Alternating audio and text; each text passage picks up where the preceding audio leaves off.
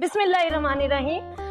अस्सलाम वालेकुम। देसी जिसका चैनल वेखण वालियां नूं खुश आमदीद। मेरी यूट्यूब फैमिली दा की हाल है? मैं उम्मीद करनी हां कि तुसीं सब खैरियत नाल होवोगे। अल्लाह तुहानूं खुश और आबाद रखे, आमीन सुम्मा आमीन। अज मैं तुहाडे वास्ते लैके आई ईद दी बड़ी ही स्पैशल डिश वाइट बीफ कढ़ाई, जिहड़ी कि बड़ी मज़ेदार और बड़ी ज़बरदस्त बनदी है। इहदे वास्ते आपां नूं किस किस चीज़ की जरूरत है, चलो आपां चलने रेसिपी की तरफ। 1 किलो वड्डा गोश्त, आधा किलो प्याज, सुक्कियां धनिया जीरा 1-1 चम्मच, नमक सुरख मिर्च हल्दी 1-1 चम्मच, सब्ज मिर्च अदरक लसन 1 टमाटर। चलो हम तुहानूं मैं बना के वहानी किस तरीके दे नाल बनना है। प्रेशर कुकर लैके सब तो पहले गोश्त नूं प्रेशर कुकर दे विच पा लेना है। मैं इहनूं धो चुकी सा। जदों भी बनाना है इहनूं तुसीं अच्छे तरीके नाल धो लेना है। पहले गोश्त पाने तो बाद इहदे विच पान लगी हां मैं आधा किलो प्याज, जिहड़े कि मैं मोटे साइज दे कट्टे होए सी। उस तो बाद 1 टमाटर, 1-1 चम्मच अदरक और सब्ज मिर्च और लसन,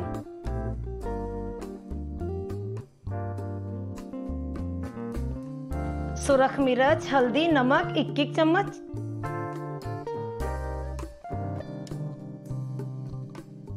उस तो बाद इहदे विच पावांगी 1 कप पानी दा। पानी तुसीं ज़्यादा नहीं इस्तेमाल करना क्योंकि प्रेशर कुकर दे विच खुश्क नहीं हुंदा। चम्मच लैके अच्छे तरीके दे नाल इहनूं मिक्स कर देना ताकि गोश्त दे उपर नमक मिर्च लग जाए। देख सकते हो बिल्कुल मिक्स कर दिता है प्याज नमक मिर्च और गोश्त। उस तो बाद ढक्कन नूं अच्छे तरीके नाल बंद करना। बंद करन तो बाद वेट उपर दे देना।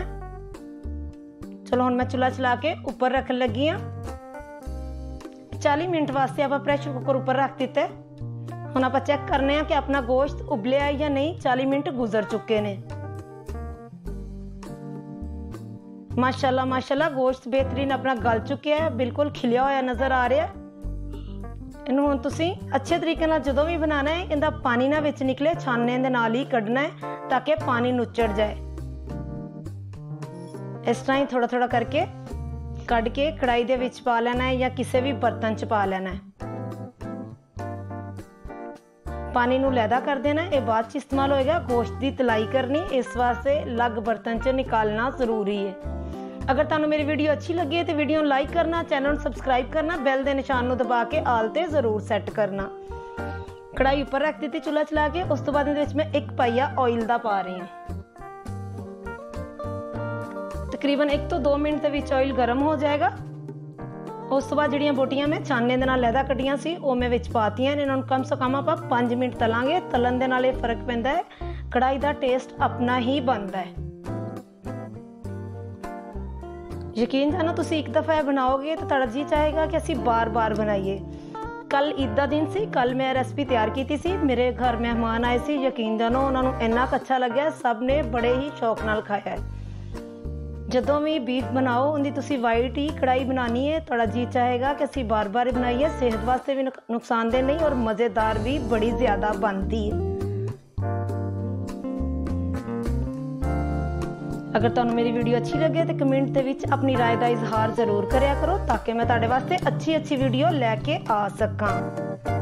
देखिए जिहड़ा मैं पानी साइड ते कीता सी उहनूं मैं हुण तलाई तो बाद विच पा दिता है, क्योंकि अगर पानी विच होएगा तो बोटियां अपनियां तलियां नहीं जाणगियां। इसलिए अच्छे तरीके नाल निचोड़ के बेशक तुसीं हाथ नाल एक बोटी नूं निकाल लो प्लेट च, बोटियां लैदा कर लैनियां ने और पानी जिहड़ा यखनी जिहड़ी बनी हुंदी उहनूं तुसीं साइड ते कर लेना। गोश्त अपना इन्ना प्यारा ज़बरदस्त सॉफ्ट हो चुकिया। उस तो बाद क्रीम ताज़ा तुसी किसी भी शाप तो बेकरी तो लै सकते, डिब्बा मिलता है 1 पाइया का। 1 किलो दे विच 1 पाइया लाजमी तुसी पानी है और इनका टेस्ट इहदे नाल इन्ना अच्छा बनता है।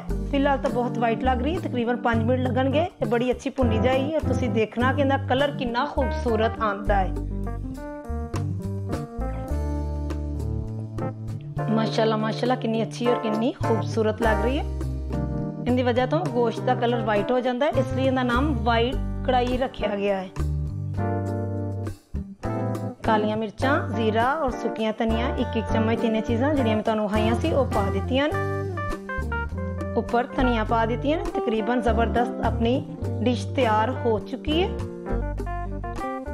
इन्हों मैं तकरीबन 2 मिनट हिलावांगी ताकि धनिया जड़ियां ने अच्छे तरीके नाल नरम हो जान और कालियां मिर्चां दा और जीरे दा हर चीज़ दा टेस्ट इहदे विच मिक्स हो जाए।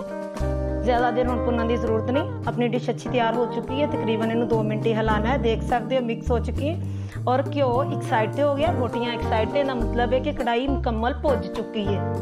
मैं प्लेट लैके तुहानूं मैं निकाल के वहानी है। वेखो कितना अच्छा और कितना ज़बरदस्त लग रही है, माशाल्लाह माशाल्लाह। जदों भी तुसीं कढ़ाई बनाओ इहदे विच कोशिश करो कि सुरख मिर्च का कम ही इस्तेमाल करो, इसलिए मैं थोड़ी जिनी मिर्ची ही इस्तेमाल की है। माशाल्लाह। फिर मिलांगे एक नई वीडियो दे नाल। बाय बाय, अल्लाह हाफिज़।